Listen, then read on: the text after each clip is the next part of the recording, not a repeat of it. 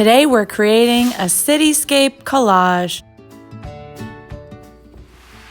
Welcome back, my most amazing artists. Miss Brown here, coming to you from my studio in Brooklyn at the Textile Art Center. Today's project is going to use recycled materials found around your home or your apartment. We're going to make a cityscape collage in the style of artist Faith Ringgold. As you learned in the video, Faith Ringgold wrote and illustrated the book Tar Beach. In that book, she created scenes with paint and quilt fabric. We're going to recreate our own city using things like magazines and scrap paper we have around the home. You can even use old books if you ask your adult or care provider if it's okay to cut them up. Using that material, we're going to create a collage. Remember from class that collage simply means to glue. So we're going to cut the pieces out and attach them to a background. I chose to use a white background because I'm filling up the entire space, but you can choose whatever kind of paper you have on hand. It could even be loose leaf notebook paper. It really doesn't matter. Be imaginative, think outside the box, and let's get started. Okay, to get started on your cityscape collage, you're going to need to find magazines or scrap paper from around your home that you're allowed to cut up. Ask a parent or a guardian what you can use, and once you have those things, bring them to your table with a background paper. Now, the background paper can be whatever color you like. I happen to be using a piece of sketchbook paper. You can use loose leaf paper, you could use copy paper, construction paper, it doesn't really matter. The important thing with this is to make sure that you ask if you're allowed to cut something up. So we saw in the artwork of Faith Ringgold that she really thinks about using her textures, right? So in a magazine, you can find a lot of different textures. For example, I found this grass texture, which I'm actually going to use as grass. So I'm just playing around. I'm not gluing yet.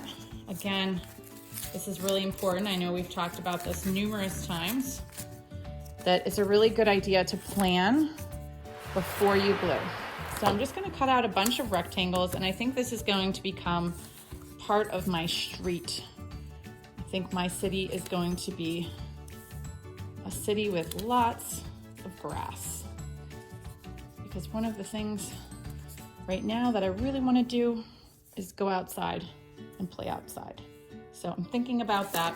I actually really love this hammock picture, but I might use the dog. I think I'm going to use the dog that's in here. So you can use things for what they are, but we're also going to be changing some things. So I'm going to keep the dog. Now, I want to do a made-up city. I don't want to do a city that actually exists, so I'm going to just tear out a bunch of colors that I find really interesting in this Real Simple magazine. Love this pink color. I find if you tear out a few to start with, that can be really helpful for creating your city. Now, your city, maybe your city has mountains in the background, or maybe your city is buildings. It's really up to you what you want to do with it. See this interesting like mountain range? I'm going to put that in the background. The important thing to think about is what we were talking about before we got started, was that we need to think about foreground, middle ground, and background. Remember, things that are closer to us are going to appear larger. Things that are in the middle of your composition or design are going to appear medium sized. And then things that are far away are actually going to appear the smallest, right? So when you're designing this, you want to have things of all different shapes and sizes. Oh, look at the texture on that cake. That is so neat. I'm going to use that for a building. And the neat thing about collage is that you can find lots of different pieces and lots of different ways to overlap, to connect things. So obviously right now, the grass is in the foreground, the dog is in the foreground. This piece here with the mountain range, that's sort of in my middle ground. And I'm gonna have the buildings also be in the foreground. Now far away, ooh, I have a great yellow here on this dress. Maybe I can use that for a sun.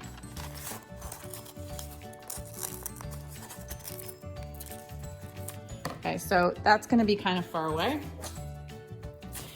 I'm gonna keep working. I hope you can find lots of things around your house to cut out. And I'm gonna show you my final product in just a few moments. I'll see you back here.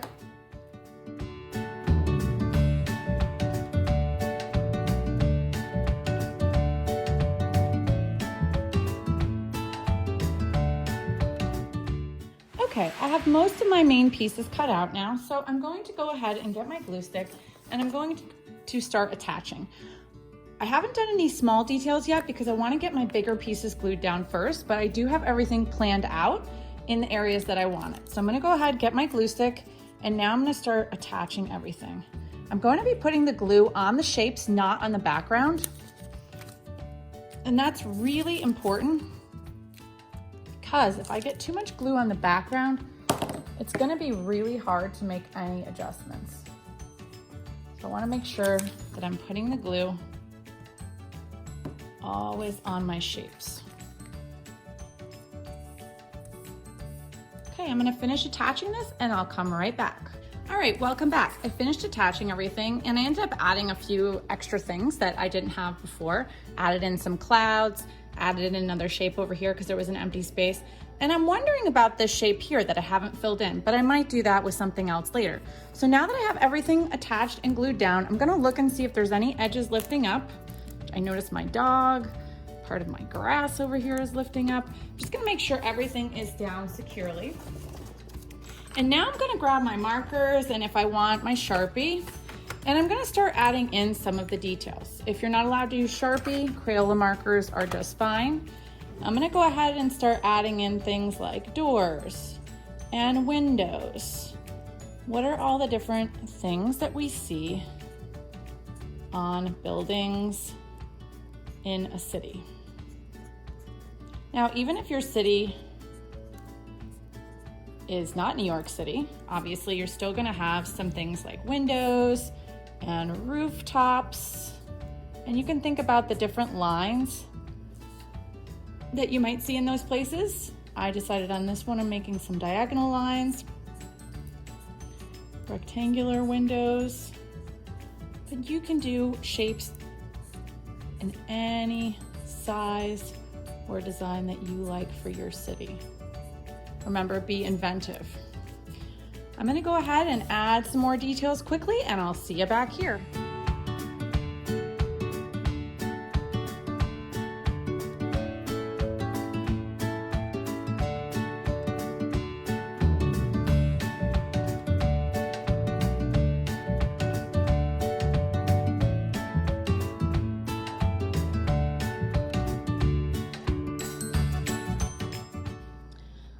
So I hope you enjoyed watching me add all of my details. As you can tell, for the larger homes that are closer to us or in the foreground, I put larger windows. For the houses or buildings that are in the background, I use smaller windows, and they're also higher up on the page.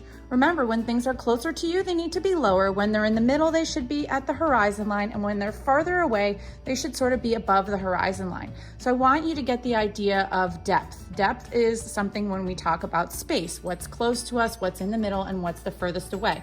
For example, the dog is the lowest thing in my picture. So if I wanted the dog to be further away, he would have to be smaller and he would have to be closer to the middle or the upper point of my picture. But he's gonna be in the foreground because he's oh so cute.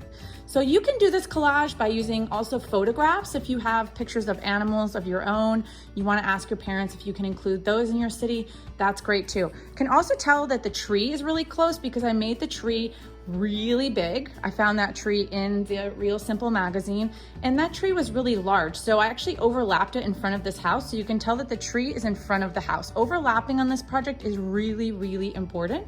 And I know it's something we've talked about numerous times. I wanted to come back on and show you another example of another collage that I made. And this one was specifically supposed to be New York City. So I actually included the Brooklyn Bridge in the background. I included a water tower and some things like the Empire State Building that are really important to New York City. So if you're thinking about doing an actual city or an actual place, think about what are the icons or the landmarks that exist in that place. So you can see both of my collages turned out really different and I'm really happy with both of them. So you can try this project all different ways, but I wanted you to see two different versions. Now, also for this version, I made sure that the background was all filled in with collage paper. I did not use any Crayola marker on this one. It was just a magazine and Sharpie. Whereas the second one, I chose to use my Crayola marker, my black Sharpie, and my magazine. So there's lots of different ways that you can approach this project, and every one of them is amazing, and I hope you will try it more than once. I hope you had fun making today's project a cityscape collage. I'll see you back here really soon for more fun and exciting art projects. Have a great rest of your day.